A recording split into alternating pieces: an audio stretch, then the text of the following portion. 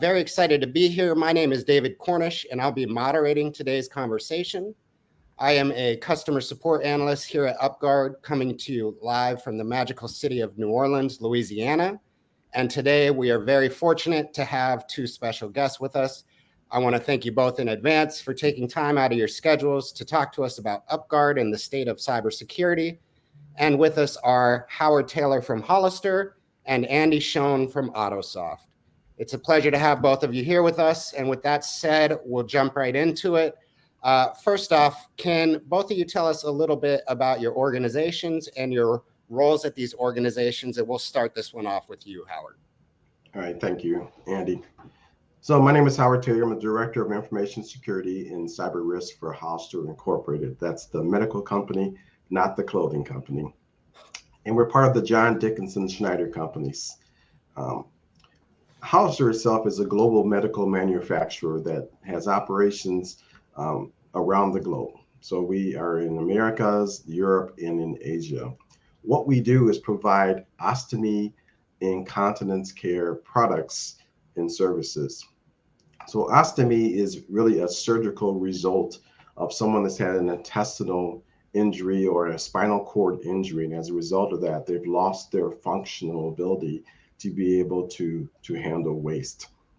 So Hollister provides products that enables, like it might be a bag that's on that into that surgical result that allows the patient to control that. We also have continence care so that if someone had, for example, a spinal cord injury and lost functionally the ability to control their urinalysis, we provide products to help improve people's quality of life so that they can be able to have a normal functional being. So that is my job. I'm the Director of Information and Cybersecurity for JDS and Hollister globally. We have about 7,000 associates and happy to be here. Awesome. Happy to have you. And thanks for that intro. And we'll pass that on to Andy. For sure. Thanks, David. So my name is Andy Schon. I'm Senior Cybersecurity Engineer at Autosoft. So Autosoft is a cloud-based dealer management system platform. We integrate inventory management, sales, service, parts, accounting, kind of all in one place in a SaaS platform. We serve more than 2,000 dealerships. We have over 35 OEM certifications, and we work with about 200 tech partners. So what I do at Autosoft is I help plan and prepare for security threats and trends in the automotive the dealership industry. And then I assess kind of Autosoft's cloud architecture and some of our application security practices. So, in doing that, we're able to kind of manage and evaluate our risk posture and our mitigation strategies. So. Awesome. Thank you both. I think it's safe to say we've got a couple experts on our hands today, so glad to have you. Howard, this first question's for you. Can you share with us a little bit about what you see as some of the biggest threats and challenges that organizations are dealing with in security today? Sure, Dave. I mean, one of the things that we're really concerned about is how do we take and detect and identify these threats? So a lot of times they start out with phishing and phishing campaigns, and that's really one of the first phases that people go through. But it's more or less about once someone has gone through the ability to get into someone's environment, how do they navigate, how do they maneuver, and how do you detect how they've been there, how long they've been there? So what we're trying to do is to focus on the detection and the identification piece, and that's really by being able to pull all of our resources and layered securities items into our SIM, so we can do that detection space there, and then limiting our exposure. So when we look at challenges, the biggest challenges that we see is that one, if you don't have your items updated and you don't have layered security controls in place, then you are susceptible to being exploited by a threat actor, and they're going to find a way in. And once they get in, then they're going to try to exfiltrate data so that they have something that is of value that they can take and either use as ransomware, or they can just use it to create havoc and create problems for you. And then from there, it's really about, what do you do to mitigate that risk and respond to it? So the cybersecurity challenges I see are really about Can we detect and identify our threats that we have and exposures to our environment? And that's where having UpGuard helps us. We're looking at ourselves from the outside in, as well as using some of our own internal controls. And then if they gain access and we're able to try to get to our data, how do we make that data protected so that even if it gets exfiltrated, that data is still somewhat protected? And then lastly is how would we recover from such a threat if it occurs? Right. And then what are going to be some of the practices that we would perform in association with that? So that's kind of how we view those are some of the things we view for the landscape today. Great. Appreciate those insights. Andy, like a lot of our customers, you're working with a small security team. Can you tell me a little bit about some of the unique challenges that working with a small team poses and the responsibilities that come with that? Yeah, absolutely. So, of course, kind of inherently working with a small team, you have less individuals to spread the work across. So I think that Autosoft, we try to offset that with a proactive kind of initiative planning, carefully selecting tools like we did, with UpGuard, but tools that give us the best chance to make swift progress. Going back, obviously, you have less people to do the work. You need to be able to either automate, integrate with different things, or establish processes that are going to cut down on the time necessary to remediate or detect or do analyzing for you. So, and of course, smaller companies like Autosoft often have a limited budget. So, you have to pick and choose your initiatives carefully by priority, and really, obviously, what's going to present the most value and reduce your risk. So obviously selective with the tools in your toolbox, huh? Absolutely.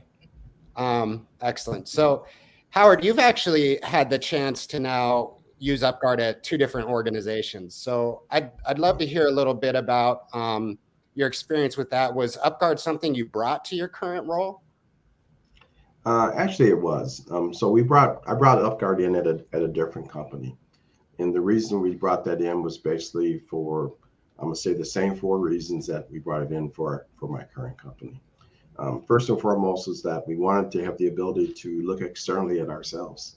Having UpGuard give us that external view of our vulnerabilities and our risk profile was important to us. We wanted to see how we were doing. We had our own tools we were using as well, but being able to have something that was checking us out all the time was important.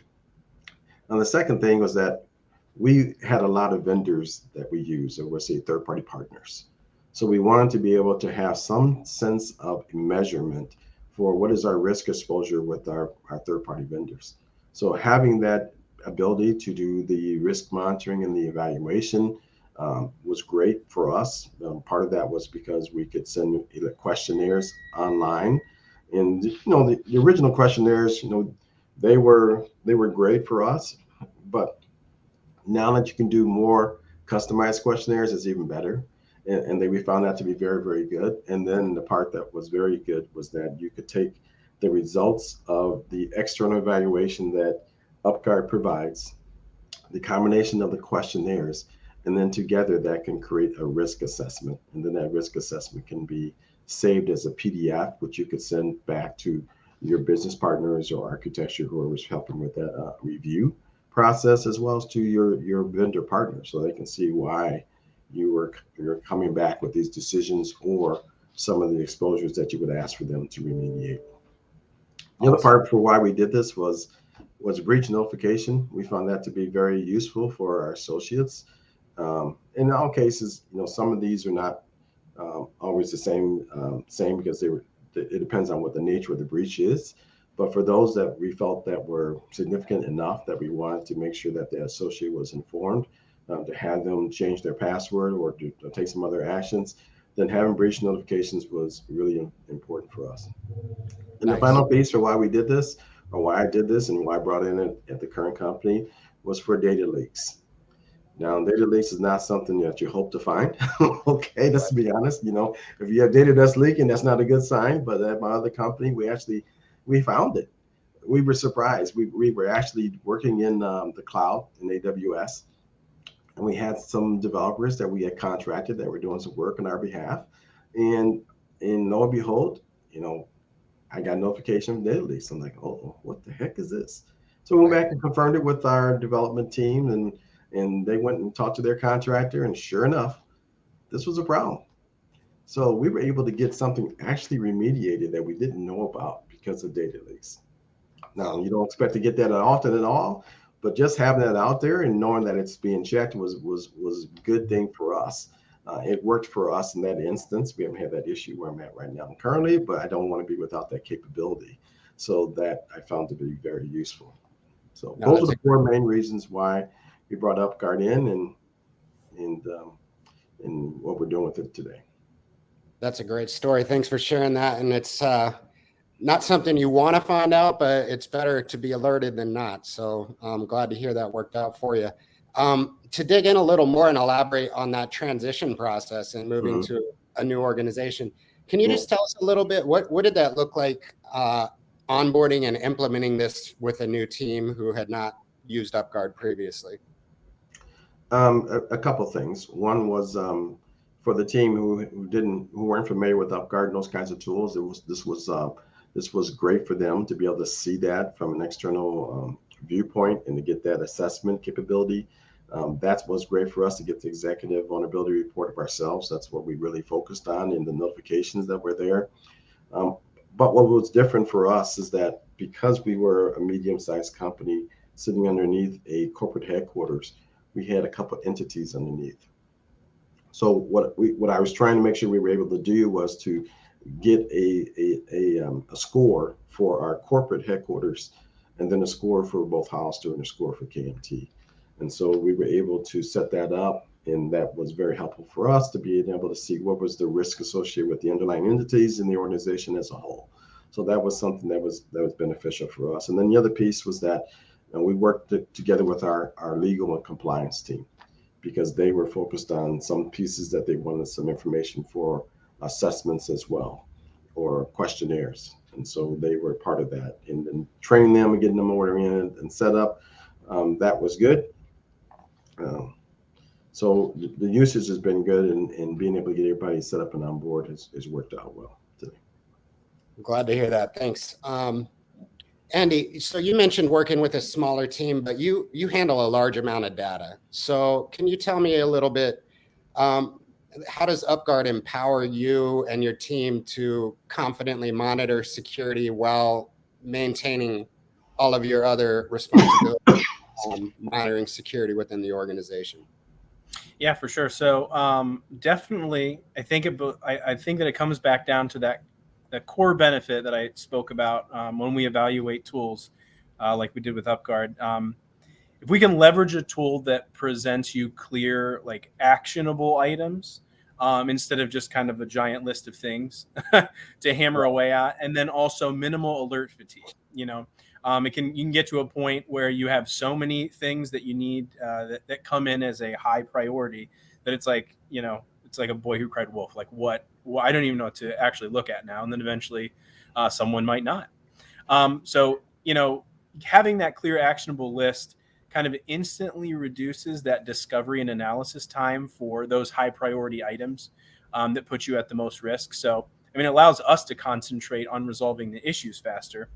But I think that UpGuard is a great tool because it actually, will rank your items, not just present you with a list. It says, hey, these are the highest vulnerabilities, and then here's some stuff down here maybe to think about for later. But I personally like one of the things that I 100% think, definitely makes my job easier is UpGuard's ability to rescan an asset right away after the team places remediation steps in place.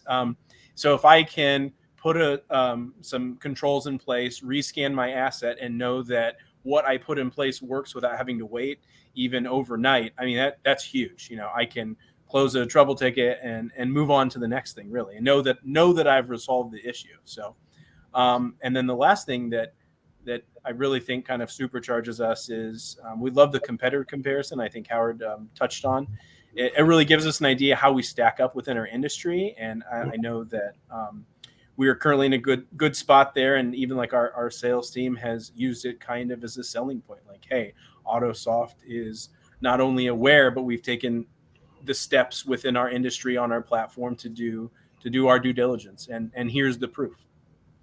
So that's a great point. You're able to, with UpGuard, you can obviously monitor people you're doing business with, but also your competitors. And it sounds like you're using this also to prioritize what it is you're trying to remediate across your attack surface. So Yep. I guess to build on that question, how did this change your workflow, and how did this change your workload implementing UpGuard as being the tool that you use to sort of monitor that attack surface? Yeah. So I think initially, you kind of do research. Like if you have no tooling, right, you do research and you see, okay, what does my infrastructure look like? What is my application running on? What are the things that are kind of, and the terms you've used obviously a lot, what's the low hanging fruit that I can hammer out? What can I get the most bang for my buck? But sometimes those, the research that you do might not have as much of kind of as much as the information that UpGuard is looking at into the industry, right? It's not as honed. So you're thinking that you're doing the thing that's going to give you the most bang for the buck or value for your time, but it might not be. So ultimately, you could have used your time in another spot that isn't a vulnerability that leaves you more open. So, and this question's for both of you. I think, what did it look like from, let's say, trial to implementation? What did that process look like for both of you? We can start with you, Howard. Okay. For me, it was pretty straightforward because I had used the tool before. It was really about getting my team used to using the tool, and then also our partners in the other business part of the company to understand what the tool brings and what was the big key aspects there. What I did was I used an example of the external vulnerabilities that they give us and how we used it to help us with our email program, for example. So one of the things is that we were taking in, trying to make sure that we had our DMARC process in place. So, when you're trying to take care of your email, you got DMARC, you got DKIM, you got SPF.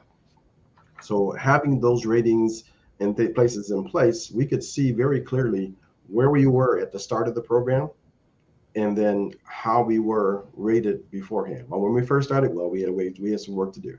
We had a lot of work to do.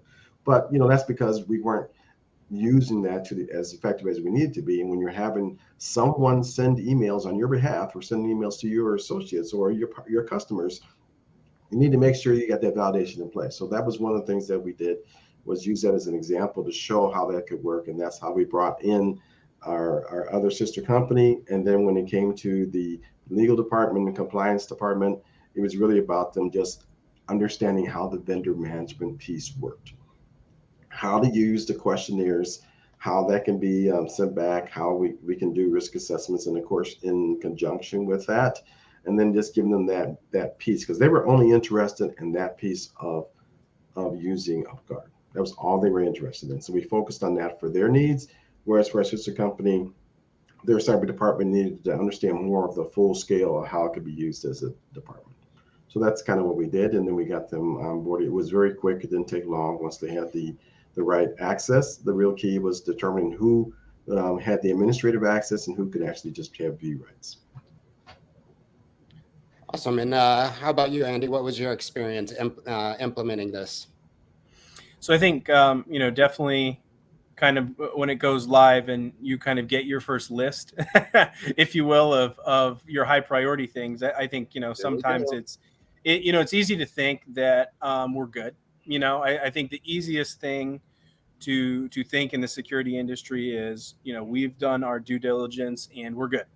But if you can't have something that proves you're good, I think there's a lot left wanting there. So definitely, starting the remediation process and it really helped drive our initiatives, right?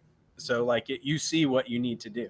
And I feel like I do keep going back to that list of actionable items, but there's just so so much value in that, to be able to set up, what your some people do a sprint, what your month, what your quarter, what your year might look like, depending on what kind of stuff you have going on. But using all that information during the trial to actually, show the company the business value that could be presented from where you are now to where you could be.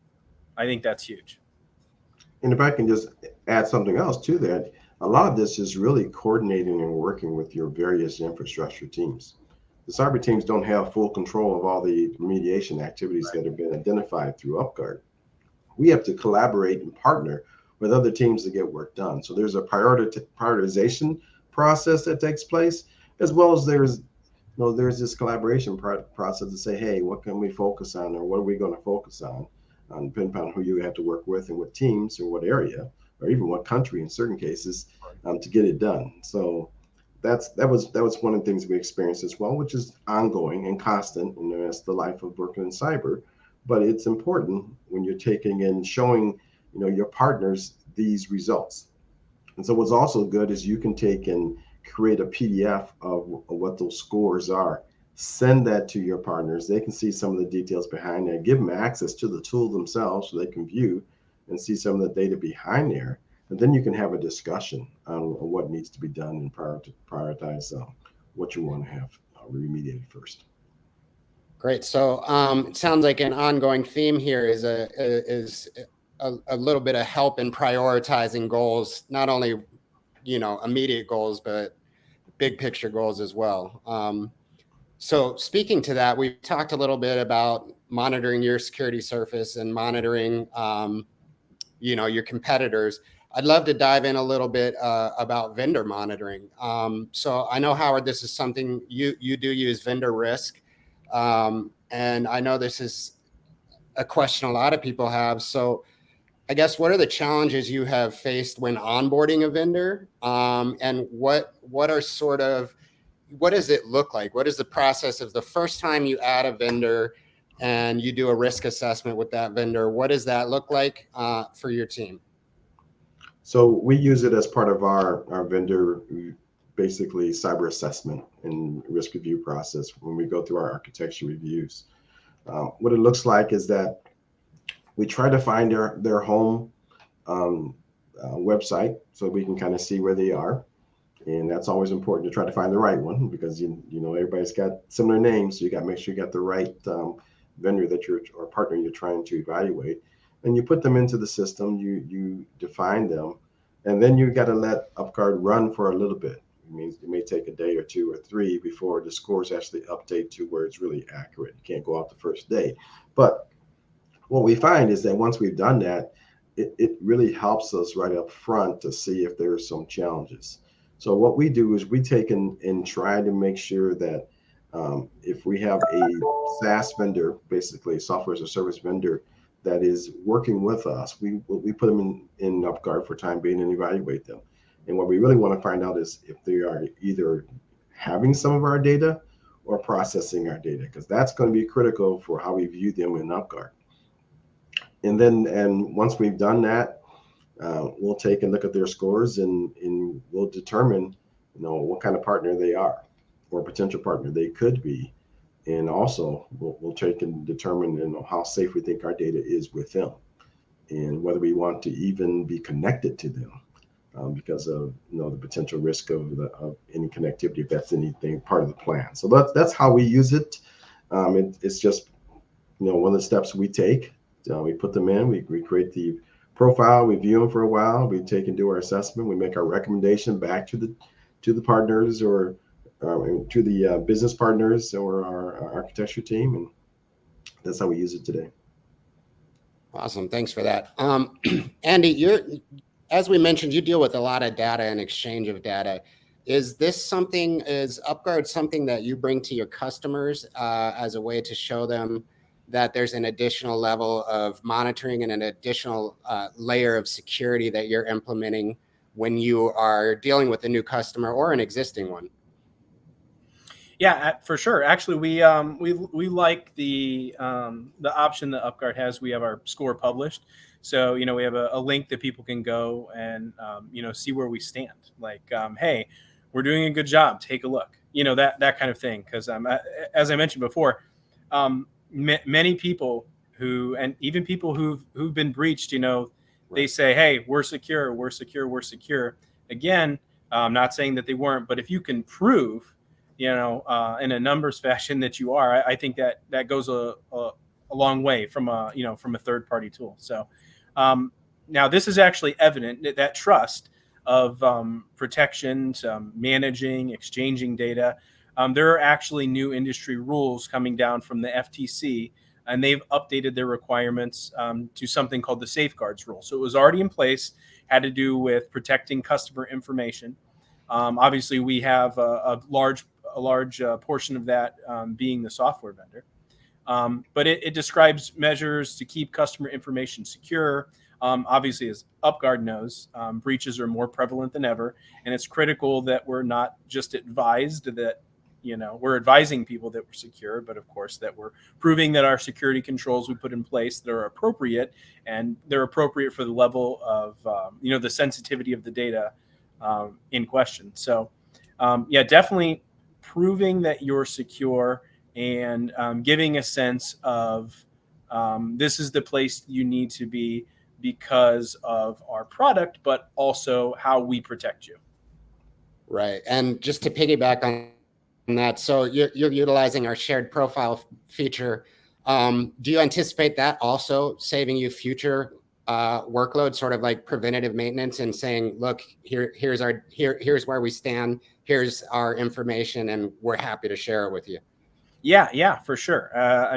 Again, the rules coming down that need to be implemented. Some of them are very heavy in questionnaires, risk assessment, things of this nature that are able to be requested by our customers. So having that information out there, it's something that we look forward to being able to leverage that tool to obviously have that transparency, but clearly cutting down on the workload too.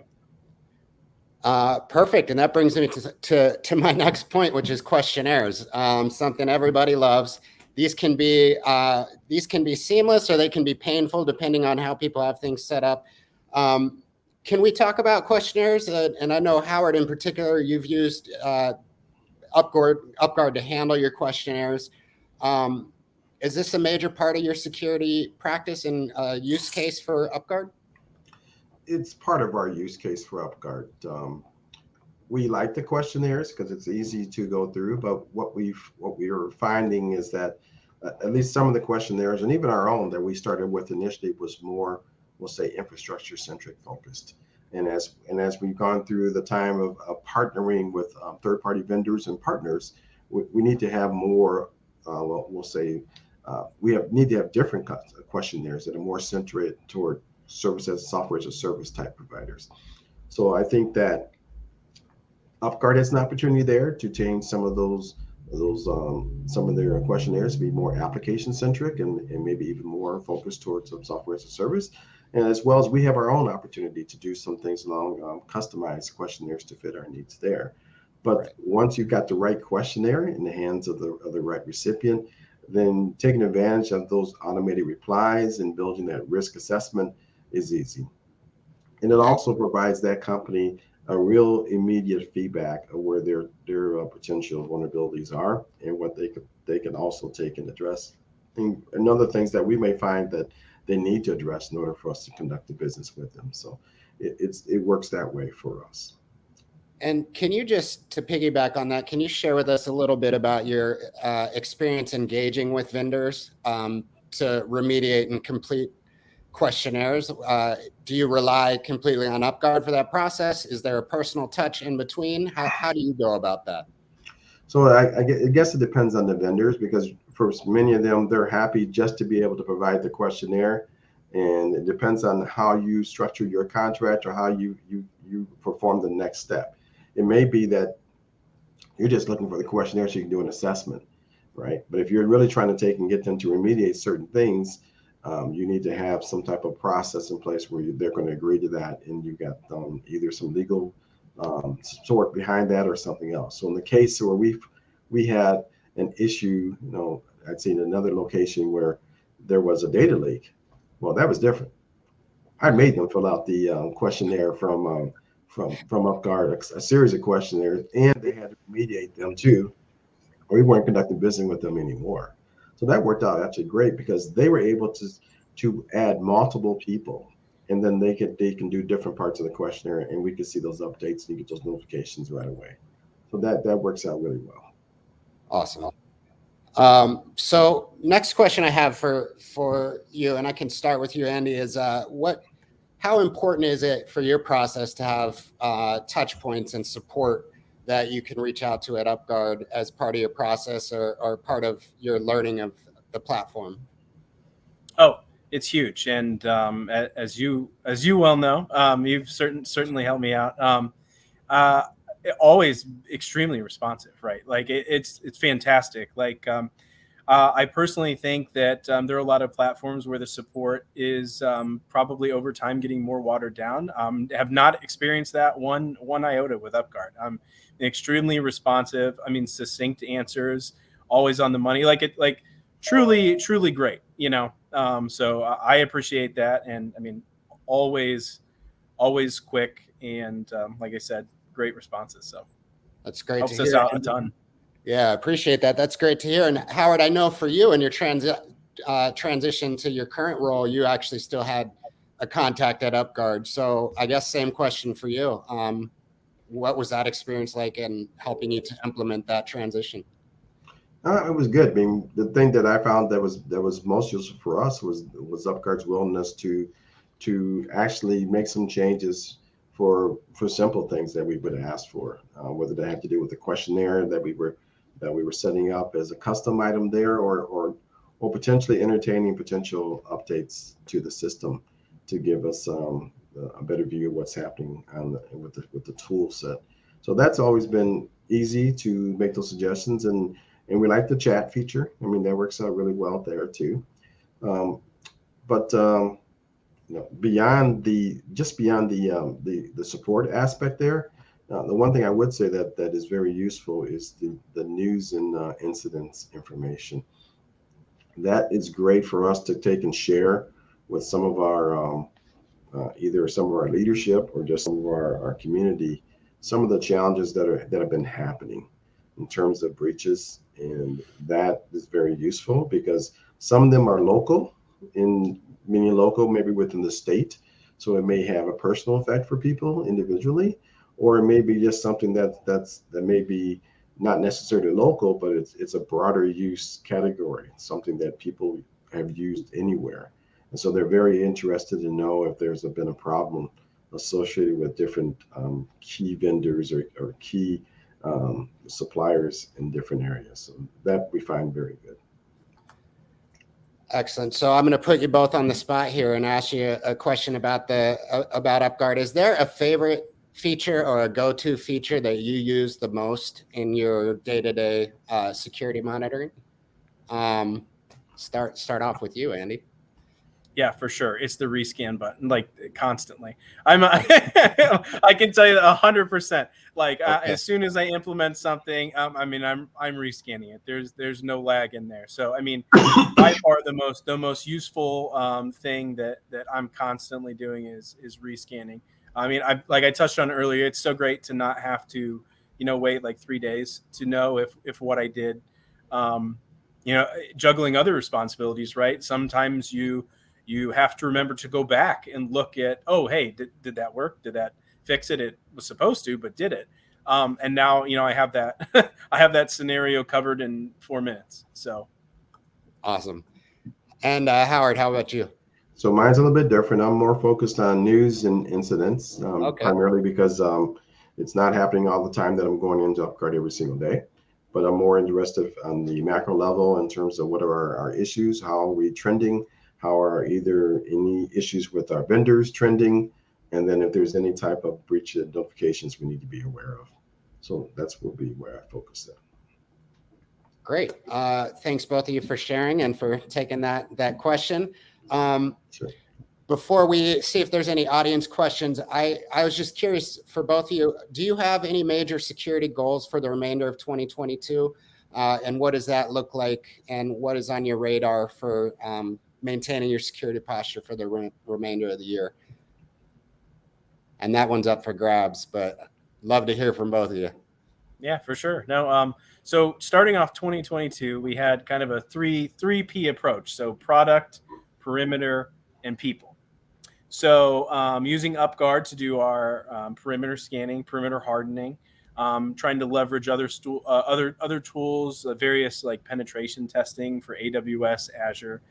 For people, enhancing our employee and contractor security training programs, right. And most definitely product ended, referencing those FTC safeguard rule again, ensuring full FTC compliance, which includes things like multi-factor authentication and enhanced encryption for both our product offerings of our what's called a hosted flex and our SaaS offering, which is called Go. Great. And for us, we're really focused on data protection and data loss prevention. Now, the reason for that is because as a private company, we have to be able to share with our partners. And our intellectual property is critical to our ability to maintain the delivery of the services that we offer. So one of the challenges I think many companies face is, how's that data shared? Everybody's sharing data all the time. They're sharing it via email. They're sharing it via OneDrive. They're sharing it via the data uploads. They're sharing it via USBs. However, they're pulling that data in and out of the organization.